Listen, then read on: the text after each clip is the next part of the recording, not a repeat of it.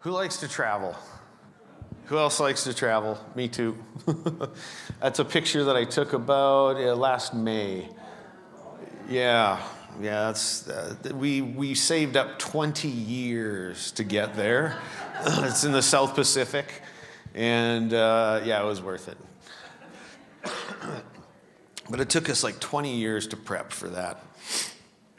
Well, here's the thing. A successful trip takes some preparation to get ready.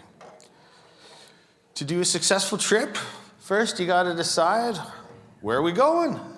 You need to know what your destination is, and then you got to map out a route, the transportation modes, all of this kind of stuff so you don't end up in the wrong place. Next, you got to prepare for who you're going with or who you're going to see, because who you're with, as you may have learned a time or two, can really make or break a trip. Or who you're going to see can make or break a trip. And then you also need to prepare your schedule. You need to know when. When are we going? What's the timeline here? When do we need to be at the airport? All these kind of schedule type questions. You need to know when. Then you need to prepare for what you might need on the journey. Like, are we crossing borders? Do I need a passport? Do I need a foreign currency to take with me? So you need to prepare for what you might need on that journey. And then you need also to take precautions from dangers, depending on where you're traveling. For example, if you're going here, you need sunscreen. Because if you don't, you'll turn this beautiful shade of red that can get really painful in a few hours after you turn red. Or in other nations where we've been, you need to take malaria pills. Because if you don't take those pills and you get a mosquito bite, you could be in big trouble. So if you're not careful, you could get harmed or even lose your life if you don't take precautions. So at the very least, we want answers to these basic questions so that we can prepare for success and that we can protect from dangers. As we rejoin our teaching series on Jesus through the lens of Matthew's gospel, we end up today in chapter 24, where the disciples are on a journey of sorts with Jesus. And it's the journey of life as a follower of Jesus on mission with Jesus. This journey is ultimately headed to receive the promises of God, the kingdom come, the renewal of all things, the resurrection. The challenge of this journey is that it travels through life in this world with all sorts of chaos and confusion, its conflict and its cruelty. Like any journey, the disciples have some questions like, how do we prepare to do this? And as a good leader, Jesus, the Messiah, has much wisdom to share. Because the journey is not going to be easy. It's going to be filled with dangers. And the history of the people will reap some of what they've sown. And above it all, the sovereign plan of our Creator God will deal with all the unfaithfulness, the evil, and all the powers of darkness that have devastated the world that He loves. And so the resulting collision between the kingdom of light and the kingdom of darkness will produce a profound crushing pressure. God has spoken through the prophets about such things, but how do we interpret what's happening? Where are we on the map or the timeline? And most importantly, what do we do about it? What can we do about it? I mean, who wouldn't have those questions on the journey? And we have those same questions as followers of Jesus in 2024. Because we encounter similar things. While we wait for the arrival of Jesus and the kingdom to come, our journey takes us through many points of profound pressure. So we ask, where are we in the plan of God? What's going on? How do we make sense of current events around us? How do we respond, when these hard things happen? And what does Jesus want us to do until that day when He returns and sets all things right? Well, in Matthew 24, Jesus responds to some of these questions from His disciples. And we too gain wisdom from Jesus for how we walk through these uncertain times.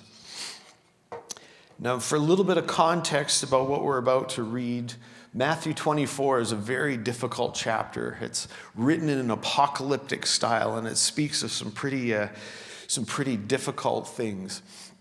And this chapter has some context, which I'll unfold a little bit as we get in just a little bit, especially as we need to remember what happened in the previous chapters.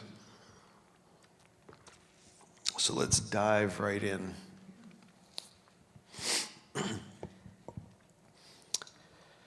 Verse 1. Jesus left the temple and was walking away when his disciples came up to him to call his attention to its buildings. "Do you see all these things?" he asked.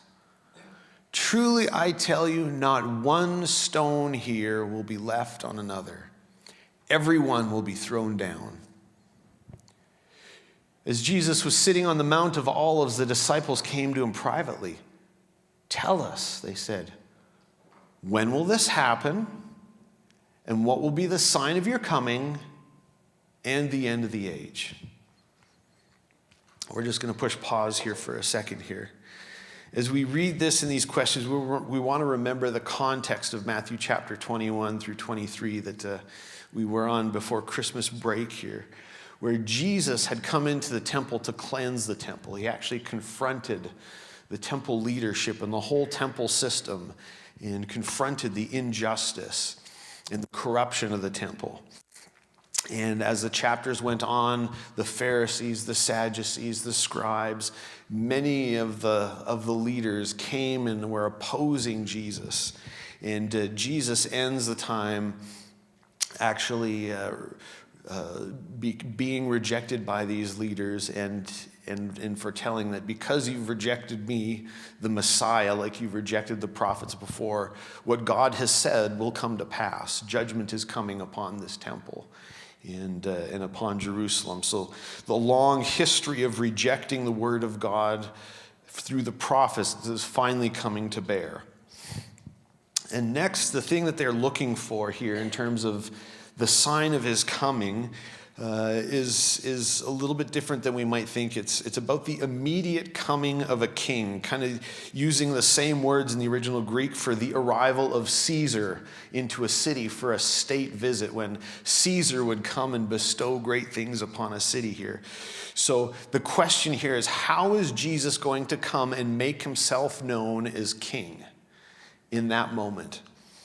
And then the last thing we just want to look at here is that the end of the age here, as far as the disciples knew, is understood as that time when the Messiah comes and is ruling over the earth and establishes his kingdom of peace that has no end. And the expectation was that when the Messiah had come, it would happen now, and it happened with some sort of revolution, much like King David would have brought, or so forth. Okay. So here's our context. So unpause, and we'll continue reading again. So Jesus answered them, "Watch out that no one deceives you. For many will come in my name, claiming, 'I am the Messiah,' and will deceive many. You will hear of wars and rumors of wars, but see to it that you are not alarmed. Such things must happen, but the end is not yet. Nation will rise up against nation, and kingdom against kingdom. There will be famines and earthquakes in various places. All these are the beginning of birth pains. Then you'll be handed over to be persecuted and to be put to death, and you'll be hated by all nations because of me. And at that time, many will turn away from the faith and will betray and hate each other. And many false prophets will appear and deceive many people. Because of the increase of lawlessness, the love of most will grow cold. But the one who stands firm to the end will be saved. And this gospel of the kingdom will be preached in the whole world as a testimony to all the nations. And then the end will come. So when you see standing in the holy place the abomination that causes desolation, spoken of through the prophet Daniel, let the reader understand. Then let those who are in Judea flee to the mountains. Let no one on the housetop go down to take anything out of the house. Let no one in the field go back to get their cloak. How dreadful it will be in those days for pregnant women and nursing mothers. Pray that your flight might not take place in winter or on the Sabbath. For then there will be great distress, unequaled from the beginning of the world until now, and never to be equaled again.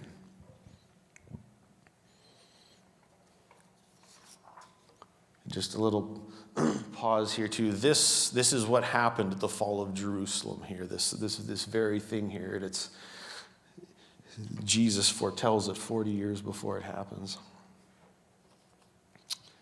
Verse 22. If those days had not been cut short, no one would survive. But for the sake of the elect, those days will be shortened. At that time, if anyone says to you, look, here is the Messiah, or there he is, do not believe it. For false messiahs and false prophets will appear and perform great signs and wonders to deceive, if possible, even the elect. Take note, I have told you beforehand. So if anyone tells you, there he is, out in the wilderness, do not go out. Or, here he is in the inner rooms, do not believe it. For as lightning that comes from the east is visible even in the west, so will be the coming of the Son of Man. Wherever there is a carcass, the vultures will gather. Immediately after the distress of those days, the sun will be darkened, and the moon will not give its light. The stars will fall from the sky, and the powers of heaven will be shaken. Then will appear the sign of the Son of Man in heaven. And then all the peoples of the earth will mourn when they see the Son of Man coming on the clouds of heaven with power and great glory. And he will send his angels with a loud trumpet call, and they will gather his elect from the four winds, from one end of the heavens to the other.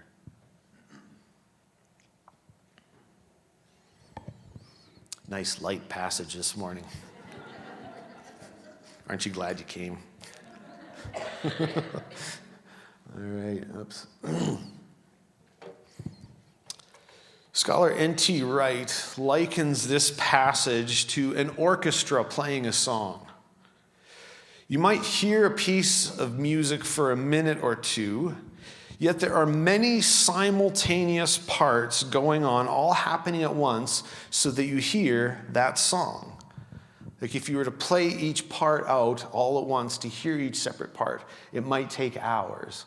But playing all together, you hear the song within a minute or two. This passage that we read is like that orchestration. Many things, many parts going on at the same time to make a song. This passage is thick, it is complex, it is filled with multiple references throughout the Old Testament strung in there. It's filled with all sorts of idioms that were known to their day that are not well known in our day. This passage is, very thick, very complex. So, for the sake of time and even for the sake of clarity, I'm going to attempt to remain faithful to the passage, yet simplify it and focus in and pull out just a few major ideas that speak to how we follow Jesus today, given all that he has said. So this response of Jesus is precipitated on... Oops, I missed a part of the passage. Sorry about that. The last part. Now we learn this lesson from the fig tree. As soon as the twigs get tender and its leaves come out, you know that summer is near. So that even when you see all these things, you know that he is near, right at the door. And truly I tell you, this generation will certainly not pass away until all these things have happened. Heaven and earth will pass away, but my words will never pass away. And that generation did see what Jesus predicted. Okay, so Jesus' response is precipitated by a three-part question that is asked by the disciples. When will this happen? In other words, the judgment or the ruin that has been foretold about the temple and even Jerusalem. Number two, the sign of your coming. And again, as we explained earlier about him, when will he be revealed as king? And then three, what will be the sign of the end of the age? Now, the assumption of the questioners seems to be that the destruction of the temple and the completion of the age are closely connected to each other. And in some ways, they are connected. We can make a similar assumption, too, that they're very closely connected to each other. Here's the thing. When the Bible records a revelation of future events, we tend to treat it very two-dimensionally, as if it all just kind of happens at the same time as we see it. Now, let me use a physical example here to illustrate something.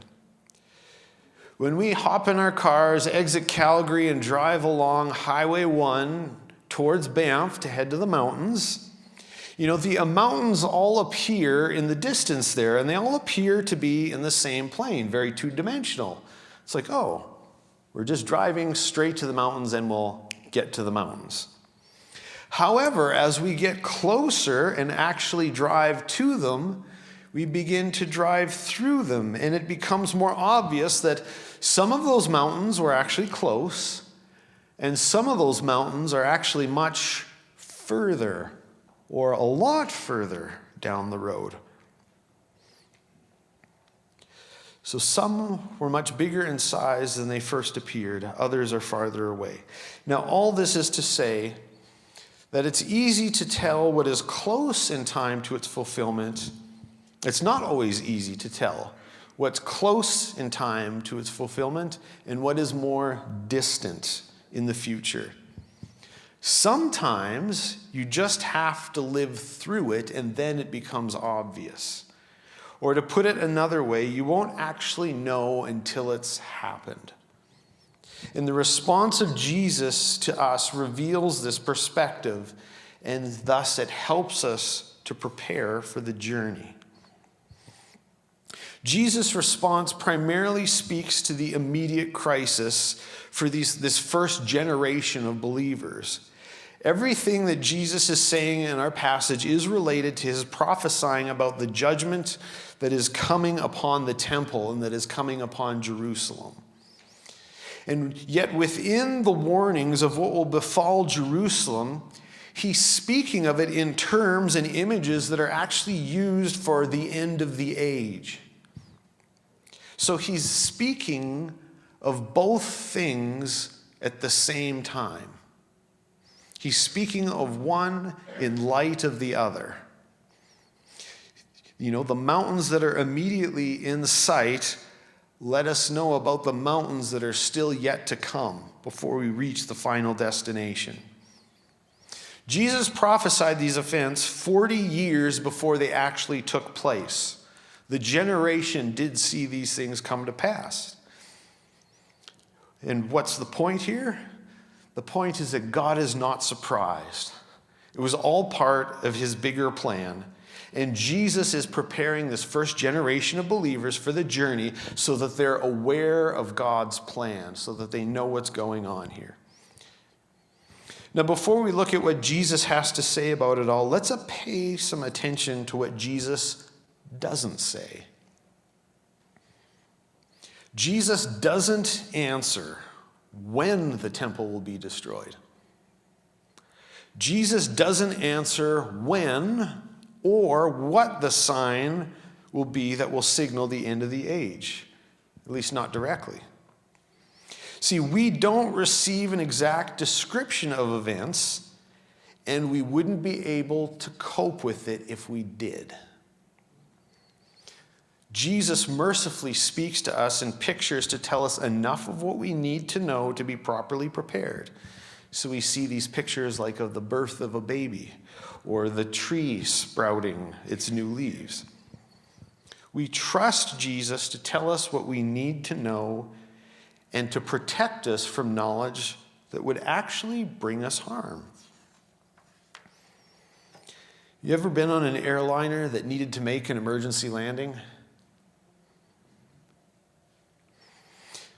When you're on an airplane that's needing to make an emergency landing, the pilot comes over the intercom. And the pilot communicates with all the passengers only what needs to happen to ensure a safe landing and to ensure the safety of the passengers.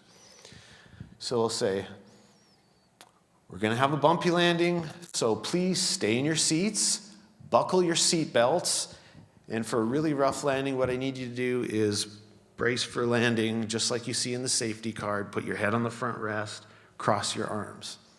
Okay? Do that. The pilot tells you only what you need to know. What we don't hear, what the pilot never communicates, is this, hey everybody, we're down an engine, the flaps are totally frozen, I have little control, the landing gear won't deploy, and I think we're shedding aluminum off the tail. So, enjoy the rest of your flight. You never hear that. Why? Because the plane would erupt in a harmful panic where people would get hurt, where the seatbelt might actually be the thing to actually keep them safe and alive, might take that off, start running around the plane, doing, that knowledge would be harmful and people could get hurt. Likewise, Jesus reveals to us that it's a disastrous mistake to allow our imaginations to be possessed by images of the apocalypse rather than to focus our attention on him who holds history in his hand. When we focus on such things like that, it leaves us dangerously vulnerable to all sorts of false people. So let's look at what Jesus does say. We looked at what he didn't say. Now let's look at what he does say here. What Jesus does say is this: watch out for many deceivers, many false people. False messiahs, false prophets, however you want to categorize them. Many deceivers, many false peoples. And he tells us this: do not be led astray by people who claim to know or who claim to play a part. History is in the hand of one, is Jesus. Do not be led astray by people who claim to know or play a part. In all of the shaking and quaking, deception is a big danger. There are groups out there that have become cults simply because they have focused overly intently on biblical prophecy and tell people with an unshakable certainty that this equals that. For example, they might say something, like the Antichrist is the prime minister, the beast is the United States, like going on and on and on about all these kind of things. When in actuality, a lot of these symbols have been many people and many nations throughout history, as history carries on its cycles. And in some extreme cases with this kind of behavior, we even see some groups using their predictive interpretations to actually take action to try to precipitate the end. Often, precipitating some sort of extreme actions or violence or even wars to try and bring the end, as if it all depended on us, as if history were in our hands. If we could just get control, we could steer history in the right direction. It doesn't depend on us. There's a dynamic tension here in what Jesus is saying. Jesus does tell us to pay attention to the signs so that we're not unaware of what God is doing. We're not unaware of our world. Yet at the same time, he warns us not to be led astray by people who say they have it all figured out, right down to the characters, right down to the day or the hour. Jesus says, you don't know. No one knows the day. Even I don't know the day or the hour. That's something even I don't know. Only the Father has that one. Jesus will let us know in a general way what we need to know, but the specifics he's revealing to us will only become clear as they happen. Jesus says when it truly is him, it will be as obvious as lightning from one side of the sky to the other. Don't be led astray by people who claim to know or be playing a part. When it's me, you'll know. He gives us that guarantee. Now, one of the guiding metaphors for this passage, and actually several other passages in the Bible, is that of childbirth. Whenever God births a major move of deliverance and salvation, there's always birth pangs, contractions, convulsions that precede it. There's a whole lot of serious shaking that's going on.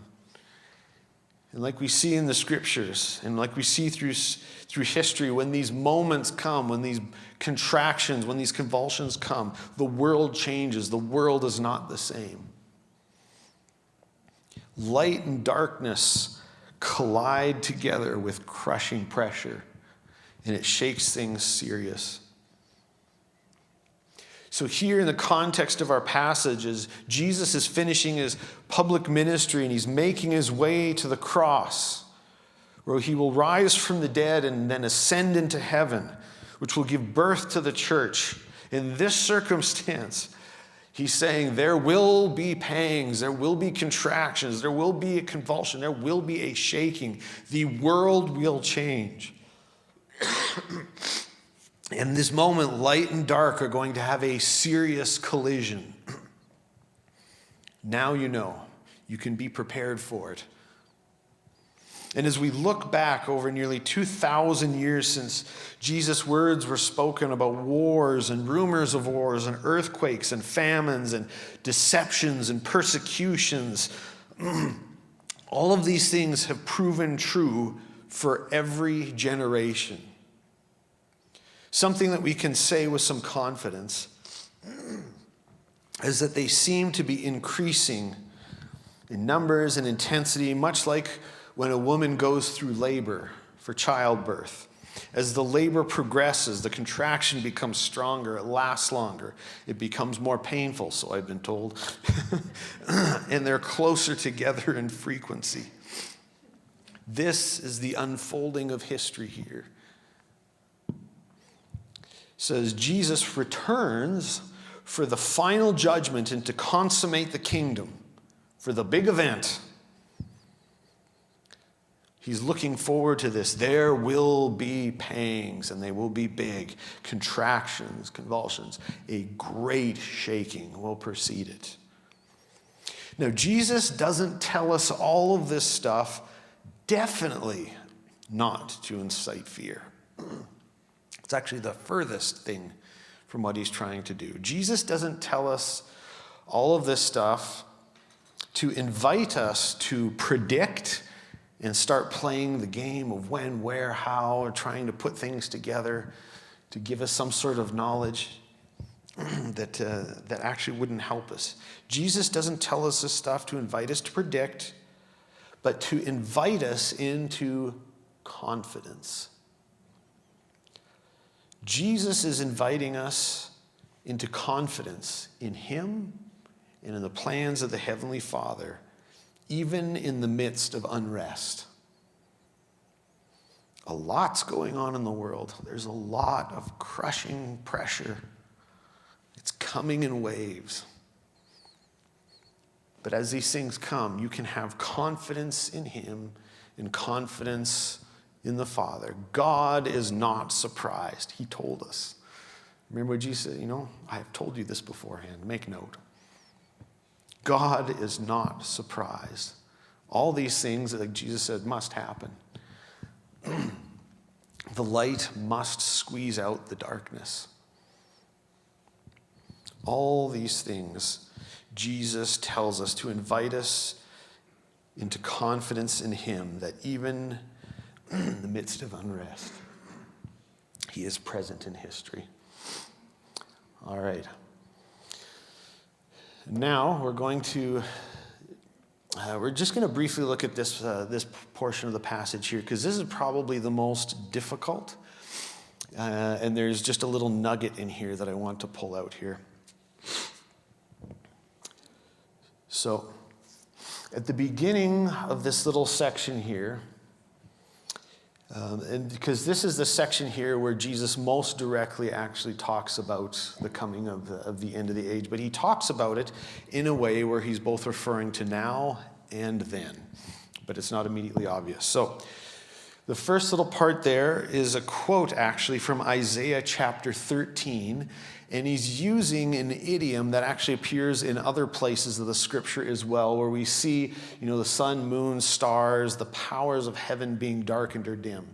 Now, this isn't per se predicting that the actual heavenly bodies will turn on, like a light switch are going to turn off. It's actually talking about, this idiom means that there will be a very great and noticeable change and turning off of power with the powers that be in the world, whether it be significant empires or governments or systems that we've come to know and rely upon. This idiom signals a traumatic and gigantic change in the world. Okay, next what we see here is then will appear the sign of the Son of Man in heaven. So what is the sign here? The peoples of the earth will mourn, and this is a reference to Zechariah 12 in terms of judgment that comes. And judgment comes when? When they see the Son of Man coming on the clouds of heaven with power and glory. This is from Daniel chapter 7, verses 13 and 14 here. Now here's the kicker. Is that we usually read this as Jesus coming downward from heaven to earth on the clouds with power and great glory. But if you read Daniel chapter 7, what do you see? It's actually not about downward motion, but about upward motion. The Son of Man is actually coming on the clouds of heaven from the earth into heaven, where the Son of Man then is exalted by the Ancient One, the Father, and exalted, given power and authority, so he's basically enthroned as king. So the Son of Man coming on the clouds of heaven to be enthroned as king. The question was, when is your coming? When are you going to be revealed as king? When the Son of Man ascends to heaven, to the Father, to receive power and glory. So this image here it's got kind of dual meaning here. It has two ways. In the immediate, Jesus is speaking of his death, resurrection, and ascension into heaven. In the immediate, the mountains that are close.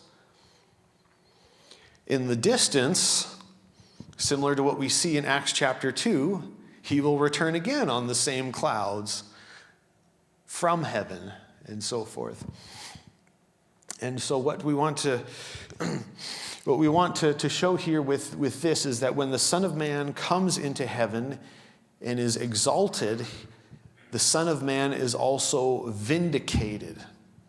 Vindicated meaning that Jesus is proven right. So for all of the things that Jesus did in his public ministry, the Father exalts him to the throne, vindicates him, raises him from the dead, and he ascends. Jesus was right. For everything that he had prophesied and says, he is vindicated. Jesus was right. And even the coming to pass within the generation of the destruction of the temple in Jerusalem, Jesus is vindicated. Now, the vindication of Jesus here is important, because Jesus is, using this apocalyptic language in particular, with the prophet Daniel, again, not to invite followers to try and predict the future, but to instill and invite us into confidence to endure, because Jesus is speaking of his own vindication. And as he gathers us into the four winds of the heavens, he's speaking of our coming vindication. Jesus is not the only one vindicated. We will be vindicated. All of these things are going to be happening. But I am vindicated, and so will you be vindicated. He's trying to teach his disciples how now that we can live in the light of his coming. How can we live in the light of being in the presence of the risen one, the ascended one, the vindicated one? His coming again in glory with vindication for all changes everything about how we live and how we can respond. So his purpose is to help the disciples to learn to live in the presence of the one who has come, so that they might learn now to live in peace in a world of war. So that takes us now to the big question of how do we live in these times in light of our future? And in light of our future. So let's take deeply to heart the words of Jesus that we read earlier. Do not be alarmed. Yeah, there's some awful things that are coming down the pipe, that have come down the pipe and continue to come down the pipe as we cycle through the cycles of history. And these things must happen. Light and darkness are colliding, and the light is squeezing out the darkness. The light has come, and the darkness has not overcome it. Don't be alarmed. Next, Jesus says, stand firm. And in verse 13 there, it's about good deeds and love. Because many will stop doing good deeds, go into lawlessness. Many, their love will grow cold. Not you. You don't need to get anxious, freaked out, afraid by what's happening. You can walk and live in love and in good deeds and in confidence. Because God knows and God's got this. So stand firm. Don't let the convulsions of history freak you out. Stand firm, walking in love and continuing on in good deeds.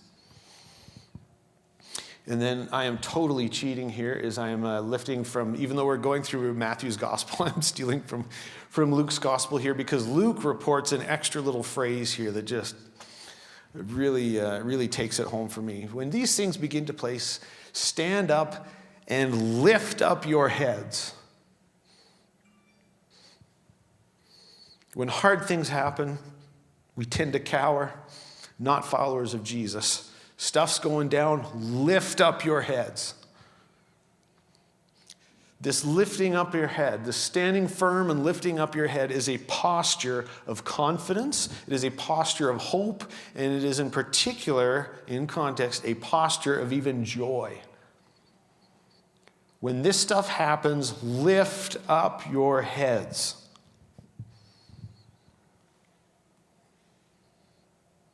We can meet all of these challenges with this kind of confidence. Lift up your heads. Jesus reveals to us that this is how we endure to the end to enjoy his salvation.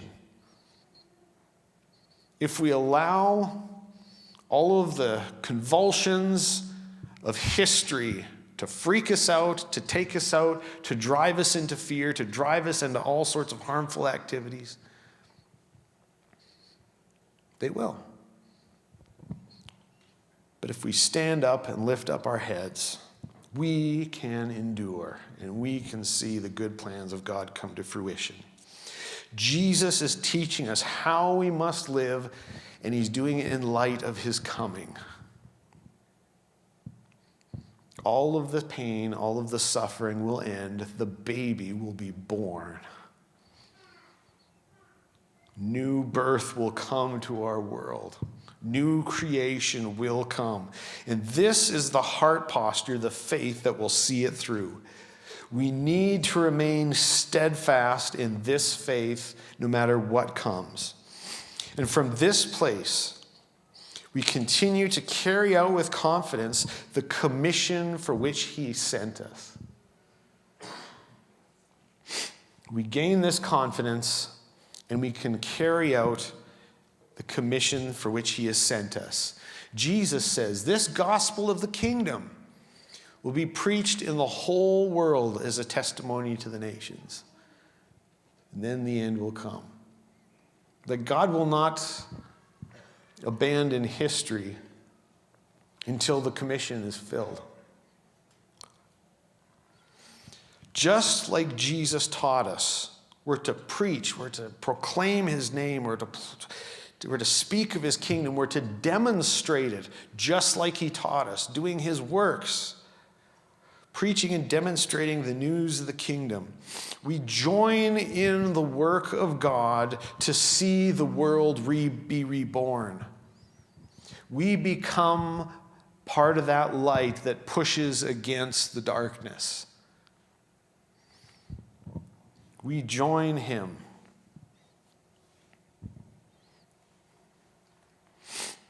These birth pangs don't disorient us or stop us because we are oriented to him, our resurrected and our ascended Lord, the vindicated one who will vindicate us. We are oriented to him, and we continue his work, walking in the light, speaking his kingdom, doing his kingdom works. And as we'll see in the last part of this chapter, we'll continue on in that, and then one day, the greatest surprise of your life will happen. And you'll see once again that what he said is true. Our vindication will come, glory will come, new life will come. And we see so many good examples of believers through the ages who have done just what Jesus has said, who've proclaimed the gospel of the kingdom in good words, through word and deed. I think of, I was just reading this week, just seeing of how much progress we, fueled almost exclusively by churches and Christian believers, have made massive progress on the elimination of extreme poverty. We're making far more progress than we ever thought we could. We may even, within my lifetime anyways, maybe even see or get really close to extreme poverty being eliminated. Doing the works of the kingdom, looking out after the poor. I think of the great work that we've done alongside organizations like Compassion International and World Vision, going into places that are horrifically ravaged. I think of our fellow vineyard churches that we partner with in Nicaragua who are just being tormented and pummeled by a nasty dictatorship. They're under official persecution.